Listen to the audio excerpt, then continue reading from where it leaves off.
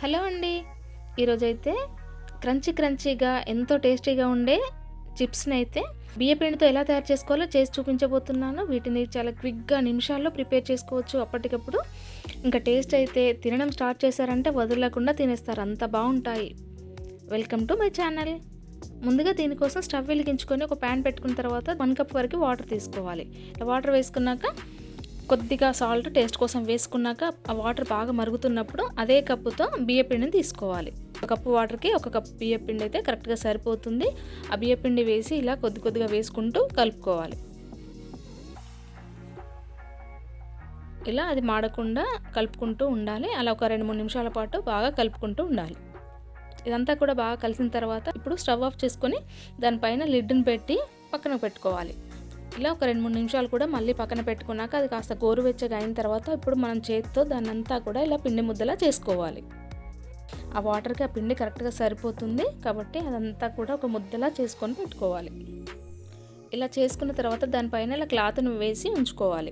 ఇలా ఒక 5 నిమిషాలు అలా పక్కన పెట్టుకున్న తర్వాత దానిలో నుండి కొద్దిగా పిండి ముద్దను తీసుకోవాలి. ఇలా తీసుకొని మళ్ళీ క్లాత్ని అలా కప్పి ఉంచాలి. ఎందుకంటే పిండి ఆరకుండా ఉంటుంది కాబట్టి అలా చేసుకోవాలి. ఇలా కొద్దిగా పిండిని తీసుకున్న తర్వాత మనం దానిని ఇలా చపాతీలా చేసుకోవాలి. ఇలా అంతా కూడా చపాతీలా చేసుకోవాలి. దీన్ని మరీ పల్చగా కాకుండా మరీ మందంగా కాకుండా ఈ విధంగా చేసుకుంటే సరిపోతుంది. నేను చూపిస్తున్నాను కదా, అదే విధంగా చేసుకుంటే సరిపోతుంది. ఇలా చేసుకున్న తర్వాత దానినంతా కూడా ఎడ్జెస్ని ఇలా ఈవెన్గా కట్ చేసుకోవాలి. ఇలా కట్ చేసుకున్న తర్వాత దానిపైన ఇలా ఒక ఫోర్క్తో అన్ని హోల్స్లా పెట్టుకోవాలి. ఇలా పెట్టుకోవడం వల్ల చిప్స్ ఫ్రై అవుతున్నప్పుడు అవి ఉబ్బకుండా మంచి క్రిస్పీగా రావడానికి యూజ్ అవుతుంది.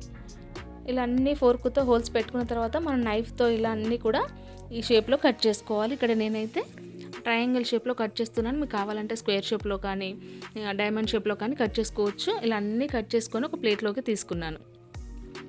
నెక్స్ట్ స్టవ్ వెలిగించుకొని ప్యాన్ పెట్టుకున్నాక దానిలో డీప్ ఫ్రైకి సరిపడా ఆయిల్ వేసుకొని ఆయిల్ బాగా వేడైన తర్వాత ఇప్పుడు మనం మంటను మీడియం ఫ్లేమ్లోకి అడ్జస్ట్ చేసుకొని మనం ఇప్పుడు చేసిన చిప్స్ అన్నిటిని కూడా ఇలా ఆయిల్లో వేసుకొని ఫ్రై చేసుకోవాలి.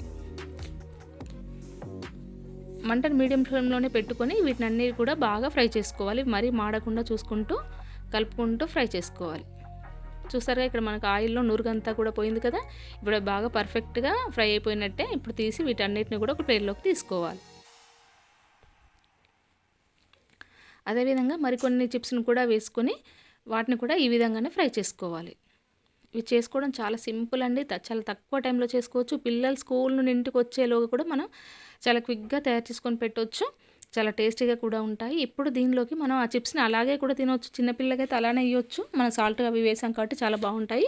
లేదు దాంట్లో కాస్త మసాలా యాడ్ చేసుకోవాలనుకుంటే ఇక్కడ నేను ఒక బౌల్ తీసుకొని దానిలో 1 స్పూన్ వరకు కారము, టేస్ట్కి తగ్గట్టుగా కొద్దిగా సాల్ట్, అలాగే కాస్త చాట్ మసాలా కూడా నేను ఇక్కడ యాడ్ చేశాను. అలా వేసుకొని వాటన్నిటిని కలిపి ఆ చిప్స్ని అందులో యాడ్ చేసుకొని ఈ విధంగా అన్నిటిని కూడా ఒకసారి బాగా కలుపుకోవాలి.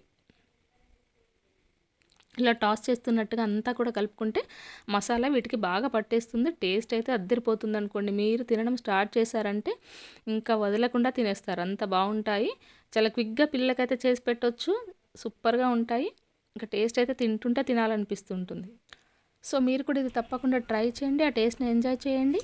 ఈ వీడియో కనుక మీకు నచ్చినట్లయితే లైక్ చేసి షేర్ చేయండి. అలాగే సబ్స్క్రైబ్ చేయండి. Thanks for watching.